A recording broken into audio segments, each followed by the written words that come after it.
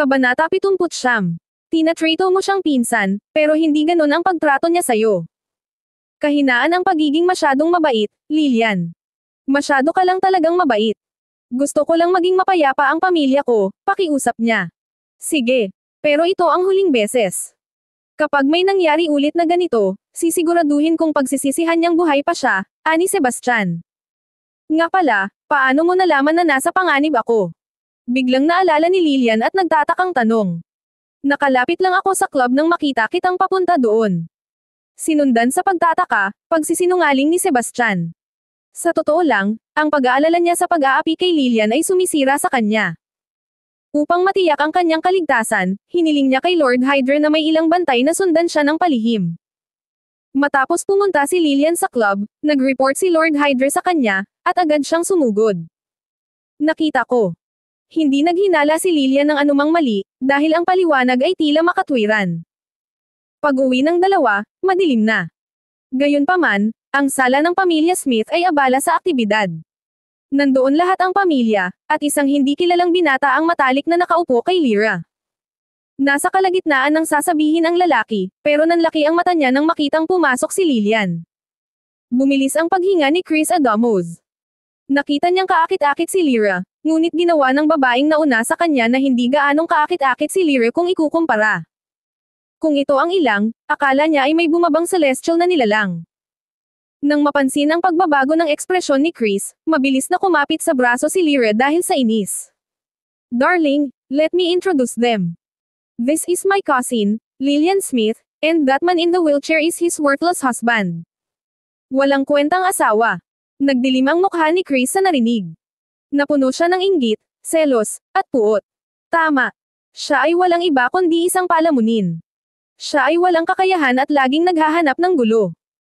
Ang tanging ginagawa niya ay magmayabang sa buong araw, ngunit siya ay tumawid sa isang tao na hindi niya dapat, na nagresulta sa kanyang mga paa ay nabali at naging ganap na walang silbi, nakangusong sabi ni Lyra.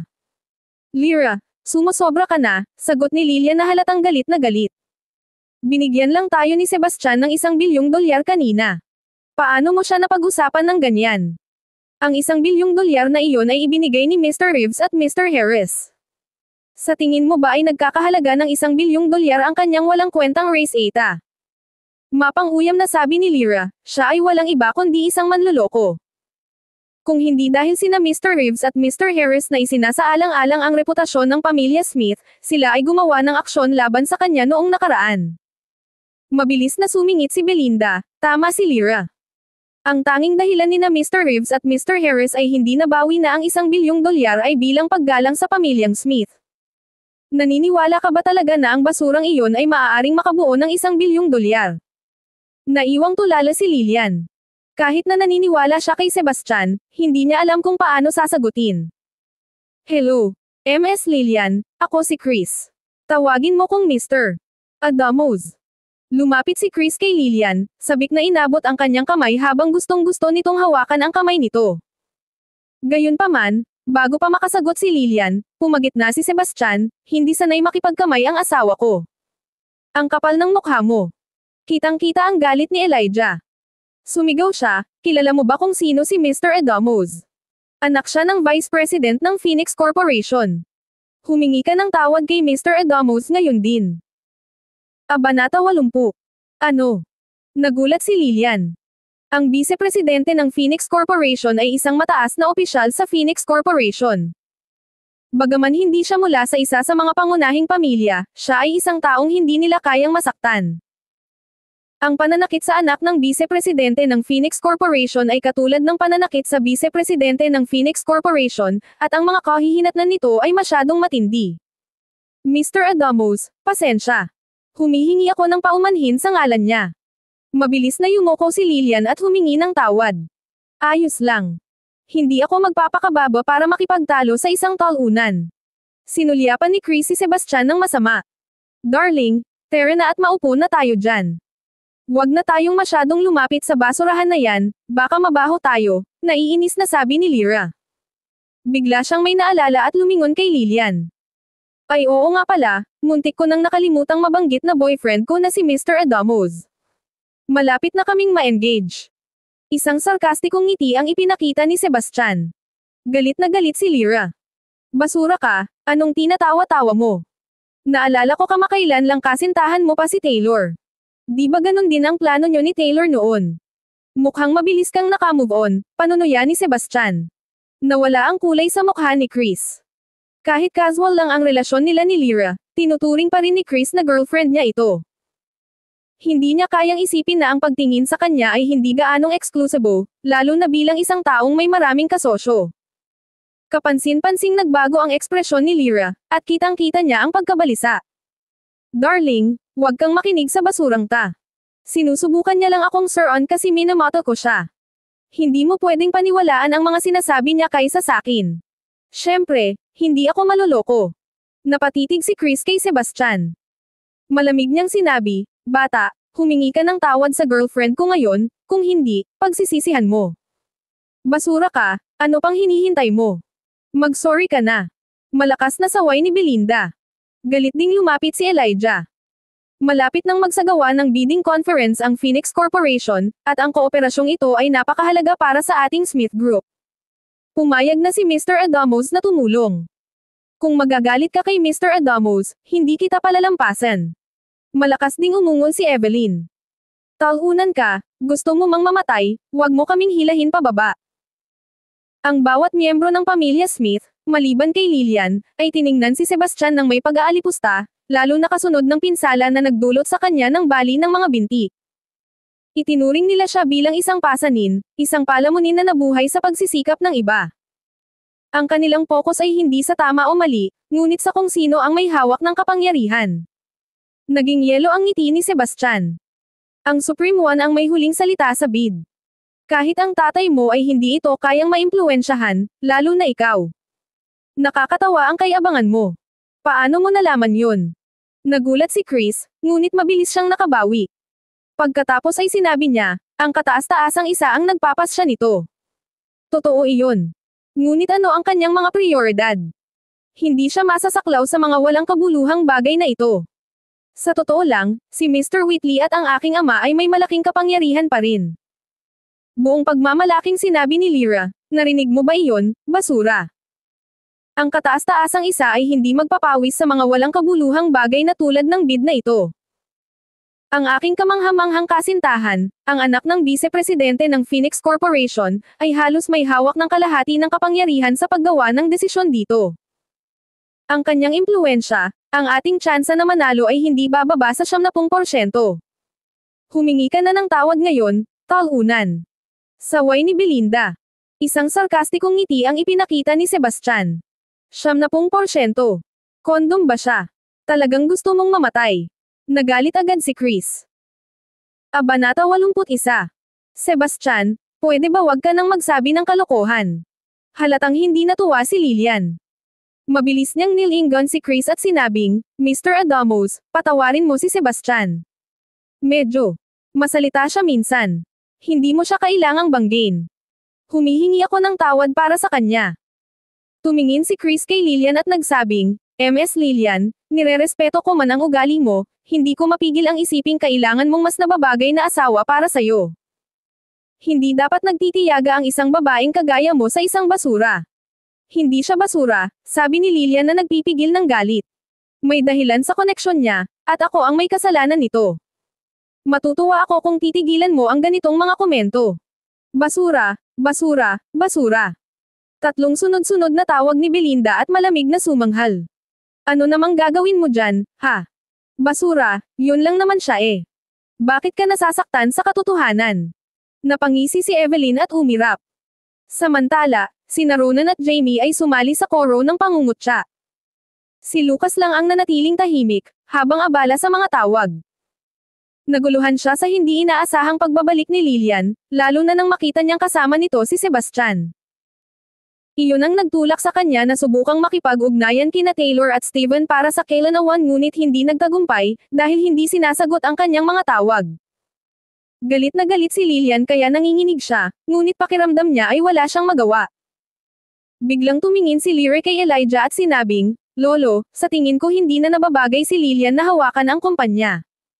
Mas magandang ako na lang. Nag-aalangan si Elijah. Bagamat kinikilala niya ang mga kasanayang panlipunan ni Lyra, ang kanyang mga kwalifikasyon para sa pagpapatakbo ng kumpanya ay nag-iwan sa kanya na hindi sigurado. Sinabi ni Lyra, na hindi nasisiyahan, Lolo, alam kong may mga pagdududa ka sa aking mga kakayahan. Ngunit pagkatapos ng 2 taon sa ibang bansa sa Agrarian University ng Ailoria, na isang mas prestihiyosong institusyon kaysa sa anumang domestic option, tinitiyak ko sa iyo na ang aking mga kakayahan ay kapantay ng sa pinsan ko, lalo na sa expertise ng boyfriend ko sa tabi ko. Mabilis na sumigaw si Jamie, Tay, bakit hindi mo bigyan ng pagkakataon si Lyra? Isipin ang mas malaking larawan. Sa pagiging presidente ni Lyra at sa suporta ni Mr. Adamos, maaari tayong magkaroon ng pangmatagalang partnership sa Phoenix Corporation. Iyon ay isang ginintoang landas tungo sa pagpapanumbalik, at higit pa, sa dating kaluwalhatian ng pamilya Smith. Nakita ni Elijah na ito ay makatwiran, kaya tumingin siya kay Lillian at sinabing, Lillian, kung isasaalang-alang ang iyong malubhang pagkakamali kamakailan, babawiin ko ang iyong posisyon bilang presidente at hihirangin si Lyra na pumalit. Isang mapait na ngiti ang ibinigay ni Lillian at walang sinabi. Pero si Sebastian ay hindi na lang tumabi at panoorin siya na binubuli. Sa malamig na boses, sinabi niya, kung babawiin mo ang posisyon ni Lillian, tiyak kong hindi ka basta-basta mawawala sa pakikipagtulungan sa Phoenix Corporation. Hindi ka man lang makakakuha ng bidding qualification. Napangisi si Chris. Brat, talagang mataas ang tingin mo sa sarili mo. Bidding qualification lang ito. Madali lang para sa akin na makuha iyon. Isang mapaglarong ngiti ang ipinakita ni Sebastian. Kung ganun, magpustahan tayo. Bukas, pupunta tayo sa Phoenix Corporation ng sama-sama at tignan kung makakakuha tayo ng bidding qualification. Lahat sa pamilya Smith, maliban kay Lillian, ay napatawa. Ang basurang ito ay tunay na maling akala. Si Mr. Adamos ay anak ng vice-presidente ng Phoenix Corporation. Ang pagkuha ng kwalifikasyon sa bidding ay mangangailangan lamang ng isang salita mula sa kanya. Talagang naglakas loob siyang gumawa ng ganoong taya. Tiyak na naghahanap siya ng kahihiyan. Sebastian, tama na ang kalokohan. Nagmamadaling sinubukang pigilan ni Lillian si Sebastian. Pagkatapos ay lumingon siya kay Chris at nagsabing, wala lang yung sinasabi niya. Tinatanggap ko ang demotion. Hindi pwede. Seseryosohin ko ang mga sinabi ko. Sinaman ng tingin ni Chris si Sebastian. Pagkatapos ay ngumisi siya at nagsabing, Bata, pag natalo ka, kailangan mong lumuhad at dilaan ang sapatos ko. Tapos, kailangan mong i-divorce si Ms. Lillian. At paano kung matalo ka? Kontra ni Sebastian. Paano ako matatalo? Tanong ni Chris na punong-puno sa sarili. Ibig kong sabihin, kung matatalo ka, pagdiin ni Sebastian. Hindi ako matatalo. Pero kung may chance ang matalo ako, kakain ako ng tae, kampanteng pahayag ni Chris. Bagamat ang pagkuha ng proyekto sa pagbid para sa pamilya Smith ay hindi isang tiyak na bagay para sa kanya, ang pag-secure ng isang kwalifikasyon sa pagbibid ay nasa abot ng kanyang mga kakayahan. Medyo confident siya doon, lalo na't hawak ng kanyang ama ang posisyon ng Vice President sa Phoenix Corporation. Pagkatapos ng lahat, ang pagbibigay sa isang tao ng kwalifikasyon sa pagbid ay nasa autoridad ng kanyang ama. Kabanata 82. Sebastian, masyado kang padalos-dalos. Diretso lang sa pagkatalo ang postahan mo kay Mr. Adamos. Galit pa rin si Lillian pagkabalik nila sa kwarto nila. Sumili ang mapait na ngiti sa labi ni Sebastian. Lillian, halika na. Bakit hindi mo ako mapagkakatiwalaan kahit minsan? Gusto kong magtiwala sa iyo, ngunit kailangan mong bigyan ako ng dahilan upang, sagot ni Lillian. Hindi ko alam kung paano ipapaliwanag sa'yo. Magtiwala ka lang sa akin, at ikaw mismo ang makakakita bukas, nakangiting sabi ni Sebastian. Sa kabila ng kanyang pagtitiwala, nag-aalala pa rin si Lillian, kaya nagpa siyang maglakad-lakad sa bakuran. Ms. Lillian, bakit gising ka pa ngayong gabi na? May biglang narinig na boses mula sa likod ni Lillian. Nagulat si Lillian, at lumingon siya para makita si Chris. Ningan siya para. Mr. Adamos, hindi ka pa umaalis. Inimbitahan ako ng pamilya mo na magpalipas ng gabi, at hindi ako makatanggi, mapagmataas na sabi ni Chris. Mr. Adamos, tungkol sa postahan na ginawa ng asawa ko sa'yo, pwede bang biruin mo na lang?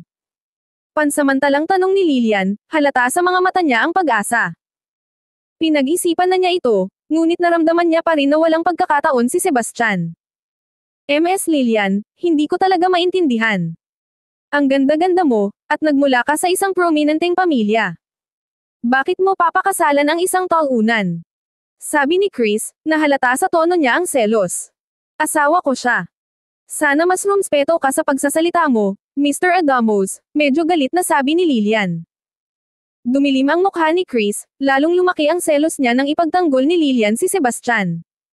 Mr. Adamos, palampasin mo siya, pakiusap ni Lilian. Pwede ko siyang palampasin, pero kailangan ko ang sinseridad mo. Napangisi si Chris at inabot ang kamay ni Lilian. Mabilis na binawi ni Lilian ang kanyang kamay. Mr. Adamos, respetuhin mo ang sarili mo. Huwag kang gumawa ng ganyan. Biglang naging mabagyo ang ekspresyon ni Chris. Lilian, dapat ikarangal mo na interesado ako sa'yo. Huwag kang ingrata. Walang hiya ka. Galit na galit si Lilian. Tumalikod na siya para umalis. Tumigil ka dyan. Wala ka na bang pakialam sa basurang yun? Banta ni Chris. Huminto si Lilian ngunit hindi lumingon habang tumugon, ang pagsunod sa iyong mga kahilingan ay magdudulot lamang ng sakit sa kanya. Paano ang posisyon mo bilang presidente? Sabi ni Chris, samahan mo ko ng isang gabi. Tapos, hindi ko lang palalampasan ang basurang asawa mo, mapapanatili mo pa ang posisyon mo bilang presidente. Kung ang aking posisyon bilang Pangulo ay napinsala sa aking integridad, kung gayon hindi karapat-dapat na hawakan ito, deklara ni Lilian bago lumakad palayo ng may determinasyon. Ang putang iyon. Ang lakas ng loob niyang magmataas. Hindi nagtagal ay pinaluhod niya ito sa lupa, nakikiusap na makitulog siya sa kanya. Namula si Chris sa galit. Pagkatapos mag-almusal, pumunta si Chris sa Phoenix Corporation kasama sina Lyra at Lucas, habang sina Lilian at Sebastian ay nakasunod sa kanila sa magkahiwalay na sasakyan. Ipinarada ni Lilian ang sasakyan at saka ay nalalayan si Sebastian palabas ng sasakyan. Naunang nakarating sa entrance ang grupo ni Chris pero pinigilan ito ng mga security guard. Kilala mo ba kung sino ako? Ang tatay ko ang vice president ng korporasyong ito. Hayaan mo na kami ngayon, o papaalisin ko kayong lahat. Pagmamayabang ni Chris, umaasang pinapahalagahan ang paggamot. Gayunpaman, hindi natin ang gwardya. Mr. Adamos, we're aware of who you are. Pero dahil hindi ka empleyado dito, hindi ka namin papayagang makapasok dahil labag ito sa patakaran ng kumpanya. Ang tanggang patakaran yan. Tatawagan ko ang tatay ko ngayon. Matatanggal kayong lahat. Sigaw ni Chris habang galit na nag-dial ng numero sa kanyang telepono. Ngunit ang kanyang mga pagsisikap ay walang kabuluhan dahil ang kanyang ama, si Ambrose Adamos, ay hindi maabot sa isang paglalakbay sa negosyo. Mukhang hindi kasing lakas ng impluwensya mo gaya ng inaakala mo, pang-aasar ni Sebastian. Galit na sagot ni Chris, na-miss lang ng tatay ko ang tawag ko. Kung hindi tayo makapasok, ikaw din. Tignan natin, sagot ni Sebastian, isang misteryosong ngiti sa kanyang mukha. Talaga? Sa tingin mo talaga makakapasok ka? Panunuya ni Chris. Sumama sa away si Lyra na may kasamang panunuya. Kung kahit ang anak ng vice-presidente ay hindi makapasok sa gusali, anong pagkakataon ang mayroon ka? Sumabat si Lucas, tama. Kung kahit si Chris ay hindi makapasok, wala ka ng pagkakataon. Maaari ka ring sumuko at tuparin ang iyong pagtatapos ng taya. Lyra, Lucas, bakit hindi tayo tumaya kung makapasok ba kami ni Lilian sa building? Nagpropose si Sebastian. Deal. Kapag nakapasok kayong dalawa, tatakbo ako ng hubot-hubad sa paligid ng Phoenix Corporation ng 3 beses pero kung hindi, kailangan mong lumuhad at dilaan ang mga daliri ko sa paa, kumpiyansang bawi ni Lyra. Kung makapasok ka, tatawagan kita bilang lolo. Pero kapag nabigo ka, lolo ang itatawag mo sa akin, seryosong dagdag ni Lucas. Sebastian, huwag kang basta-basta pupusta, nag-aalalang pakiusap ni Lilian. Ayos lang. Magtiwala ka sa akin, malumanay na pag-assure ni Sebastian sa kanya. Pagkatapos ay kinausap niya sina Lyra at Lucas, tinatanggap ko ang pastahan. Hihintayin kong tumakbo ka ng hubad at tawagin akong lolo. Well, hindi ako makapaghintay na dilaan mo ang mga pa ko. Ngayon, tama na ang Saturday. Ipakita mo sa akin kung anong meron ka, sabi ni Lyra. Huwag kang kukurap, sabi ni Sebastian habang papalapit sila sa entrance. Sa sandaling iyon, isang kahanga-hangang nasa katanghaliang gulang na lalaki ang nagmamadaling lumabas. Tito Simmons. Napangiti si Chris nang makita siya. Kasama sa pamumuno ng Phoenix Corporation ang kanyang ama at ang lalaking papalapit ngayon, si Derek Simmons. Tito Derek, ako ito, si Chris, anak ni Ambrose. Naaalala mo ba ako? Kabanata 83. Lumayas ka. Walang pasensya si Derek para kay Chris. Mabilis niya siyang itinulak sa tabi bago nilapitan si Lillian. Yumuko siya ng husto at sinabing, "Madam, patawarin mo sana ang huli kong pagdating." Pasensya na. Nagulat si Lillian, at likas niyang itinago ang Serifactir pendant sa kanyang leeg. Isang matinding takot ang bumalot sa kanya. Sigurado siyang nakilala ni Derek ang pendant, bagamat isa lamang itong peke. Kung siya ay nalantad, siya ay nasa matinding problema. Ikinalulungkot niya ang kanyang kapabayaan sa hindi pagtanggal ng pekeng Serifactir pendant bago dumating sa Phoenix Corporation. Ang iba ay nagulat at hindi makapaniwala. Tiyo Derek, nagkakamali ka ba? Anak siya ng Smith family, at ang basurang iyon ang asawa niya. Bakit mo siya tinawag na madam? Nagtatakang tanong ni Chris. Mabilis na sinampal ni Derek ang mukha ni Chris. Hawak ang pisngi, parehong nabigla at nagalit si Chris. Tito Derek, bakit mo ako sinampal? Ang pagsampal sa iyo ay ang pinakamaliit na karapat-dapat sa iyo. Kung maglakas loob ka na bastyusan muli ang ginang, babayaran mo ang iyong buhay. Ang boses ni Derek ay may bahid ng pagpatay. Gayunpaman, ang kanyang kilos ay napalitan ng pagpapakumbaba ng bumaling siya kay Lillian. Paumanhin, Madam, dahil naalarma ka. Magpatuloy na ba tayo sa loob? Nang napagtanto niyang wala ng atrasan, tinibayan ni Lillian ang sarili. Hiniling niyang wala roon ang Supreme One at na maaari niyang linawin ang mga bagay kay Derek sa lalong madaling panahon. Sandali. Sabi ni Sebastian kay Chris at sa iba pa, mukhang pinayagan na tayong pumasok sa building, ginagawa tayong panalo sa taya. Oras na para tuparin mo ang mga parusa. Galit na sabi ni Chris, huwag kang masyadong matuwa sa sarili mo. May hindi pagkakaintindihan dito. Imposibleng makakapasok ka ng ganon kadali. Tama. Walang bisa ang pusatahang ito, deklara ni Lyra. Puno ng pagkamuhi ang mukha ni Lucas. Swerte ka lang, kaya hindi yun tuloy. Iniisip mo bang umatras sa pastahan? Naging malamig ang ngiti ni Sebastian.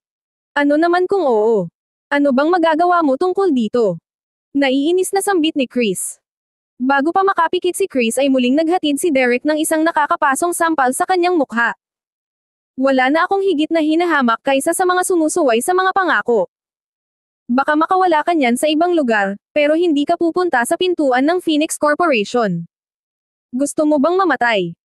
Nang gagalaiti sa magkahalong pagkabigla at galit, sumagot si Chris, Tito Derek, magkaparehas kayo ng tatay ko.